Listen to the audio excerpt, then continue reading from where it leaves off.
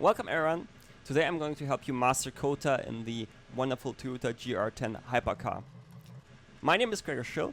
I'm a professional test driver and coach for the Coach Dave Academy and also an esports driver for the BS Plus competition esports team. So without further ado, let's get right into it. As you know from our lap guide series, a quick hot lap already starts in the last corner in the previous lap. And to maximize this time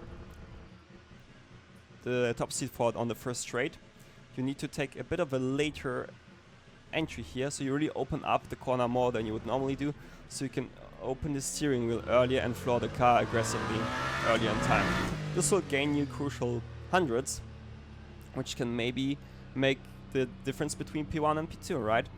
And now, arriving on the start-finish straight and starting the lap, we try to stay here as close as possible onto the white line. We try to not cut too much here like that, because the car can bottom out essentially or just unsettle.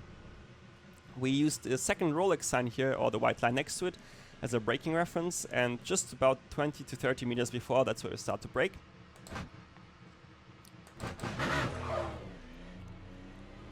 Really important, you flick the car slightly into the apex, so let me quickly drive downhill here, like that. So when you start initially braking, it's in a straight line, then you do a small flick to the inside like that, and then you brake straight, you wait, and then a really late turn in, because the hairpin closes up even more on the exit, so early turn-ins will be punished quite a lot, because you'll be never able to go onto the power in the first place. So if we go now here out into the third person view, you see we want to arrive like that at the apex.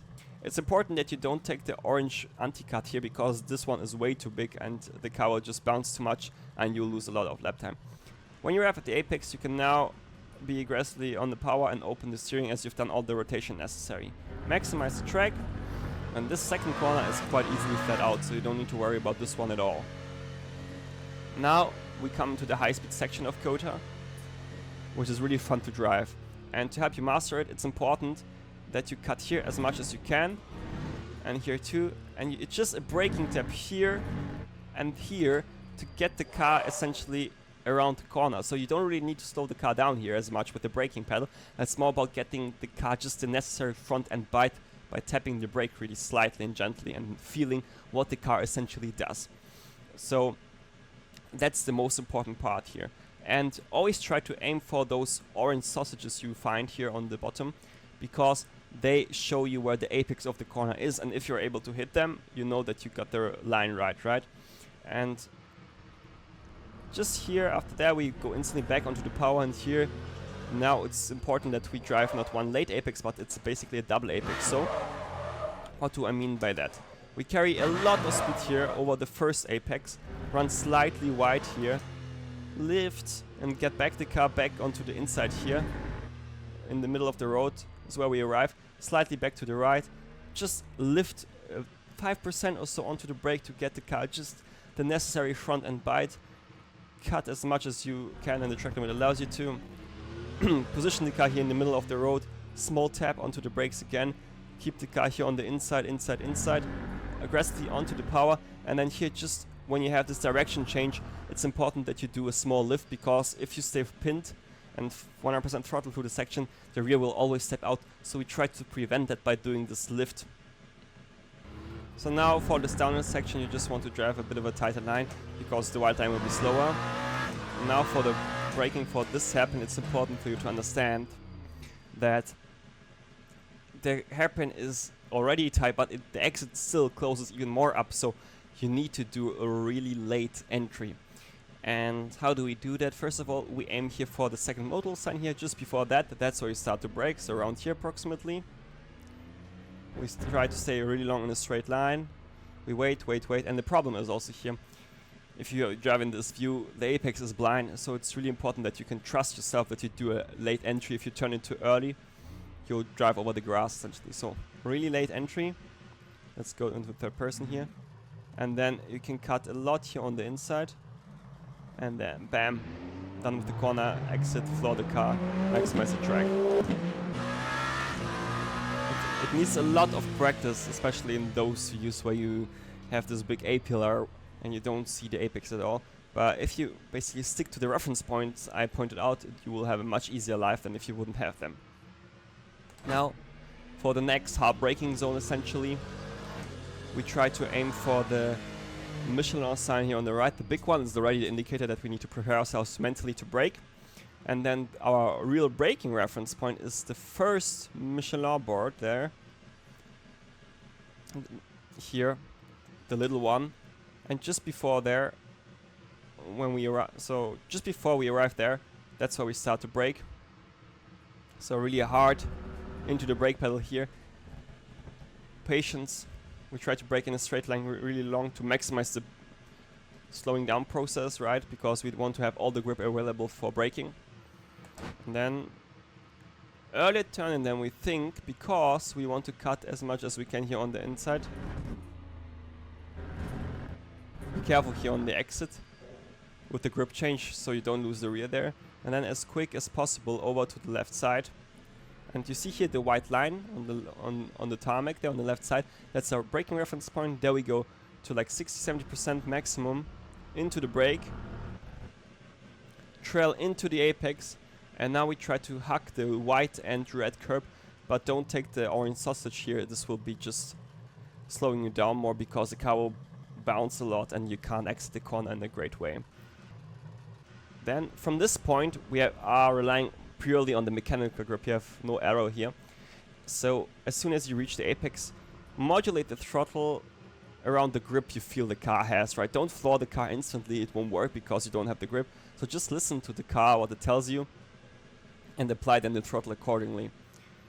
Don't run too wide here on the exit. You still want to open up the steering so you can accelerate quicker, because you can then put a bit more power down, but don't go completely here to the exit, to the red area where you see there on the left, because this will lead to traveling much more distance. And if you know, the more distance you need to travel, the slower the lap time will be. So just watch out there, because we want to stay quite tight here on the inside here, so we can straight line this part. And now you are wondering maybe, what's the braking reference point here? It's pretty hard to spot. But you see here on the right side, you have the Bosch ad and the total energies ad, right? And just between those two, you see this metal wall, the safety barrier. And this is your reference point. So when you've passed that, that's where you start to brake. When it's out of your vision, essentially. I try to follow here the rabat line, so you want to overshoot the first apex a lot. Stay wide, and then cut back to the inside here. Be careful here with the orange sausage. Maximize the track here on the exit. Bring the car over as quick as you can to the left, and then all you need to do is here use your throttle modulation at the tightest point, which is here, to lift slightly, help the car rotate, and then you can back on the throttle and manage the power. Now it's important that you don't try to drift too far away from the inside, because you have not a lot of time to bring the car over here to the right side. And then you see this Avis sign, right, and the white line, which is also level. They're on the same level as the Avis sign. That's your braking reference point. So just about 20-30 meters before we start to brake, don't try to go like that over the curb, because the car will unsettle a lot and you won't be able to recover the car. So maximum you want to use your track with wise is here the red and white curb. So just like 30 meters before we start to brake there. Now same applies here actually on the apex. Only the red and white curb is what we want to use. Don't take the orange sausage, because the car will bottom out. So carry a lot of speed on the power at the apex. Maximize the track here on the exit. Don't get a cut, of course. And then you see here after the Avis sign this tarmac stripe. That's your braking reference point. Here we start to brake, and same story again. Only the red and white curb if you want it all. If you feel uncomfortable with the force feedback shaking slightly there, just stick to the white line. So we brake, turn in, start to trail brake into the apex, and when we reach the apex, onto the power, open the steering, and then we are done essentially with the lap. Because this last section is so fundamental to get right, we'll have a look again in Delta. We arrive here for this tricky double left-hander where we brake in a straight line. That's where the Bosch and Total Energies basically changing. We can brake in quite hard in a straight line because we have, here you see, not a lot of steering angle going on. You see, in the moment we start to brake, we open up the steering, and then as soon as we steer more again, we try to get out of the brakes. So it's really important that you listen here to the car. Trail brake till the apex here, and then when we reach the apex, we're starting to go onto the power, maximize the track on the exit, bring the car over as quick as we can to the left side, with throttle into the corner. Then, as I said, at the point where the corner is at its tightest, which is exactly here, we start to lift. Small brake tap to load the front axle to get this front end bite. Back on the full throttle. And then we try to stay tight and don't run too wide here, because we need to bring the car over in time, just about here. That's where the Avis sign is, and then we brake 30 meters before that. Around 85% out of the brake then. Nicely trailed here to get the front end around the corner. We're done with the rotation. We manage a bit the balance with some throttle and brake input here, depending on how we get into the corner, because it's not really easy to replicate the same line after lap after lap. It's always, you know, a new scenario which you need to adapt. But when we arrive at the apex, we then floor the car, maximize track on the exit, brake there at the tarmac stripe, as you see here, really hard, because we have no steering angle at all almost, so we can really use all the grip for braking. And as soon as we start to turn in properly, we go out of the brake, trail brake till the apex, and then when we arrive there, manage the grip we have with the throttle pedal. And as soon as the steering wheel is almost straight, we can floor the car, and then that's done for the lap. I hope you guys enjoyed the lap guide. If you have any questions, feel free to drop them into the comment section.